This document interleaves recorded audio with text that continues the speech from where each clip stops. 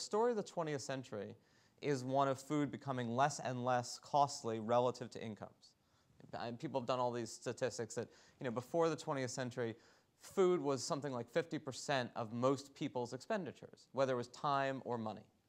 And as we all know, for all the talk about things getting more expensive, there's just no way that that is comparable in any society except for pockets of rural India, pockets of sub-Saharan Africa, and pockets of rural China.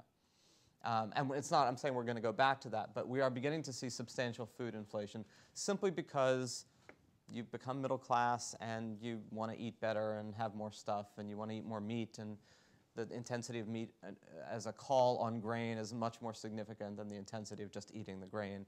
And all these things that we're beginning to see as real dislocations. Now, I don't know what the threat implications are of that. Lots of people say, oh, we're going to see massive global instability, and then someone hears that there was a riot in Bangladesh and says, okay, this is just the tip of the iceberg.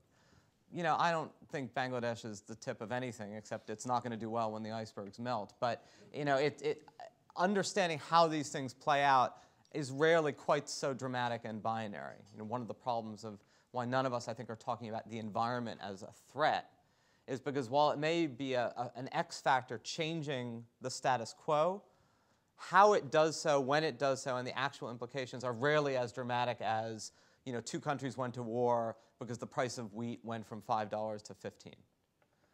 But it is certainly a factor conditioning the global supply chain. And it's not just food, it's base metals, it's commodities. It's oil to some degree, although oil, unlike food, is a bit more replaceable. There are ways in which you can fuel your economy, literally, other than petroleum. There's no way to build steel without iron ore, or at least not under current technologies.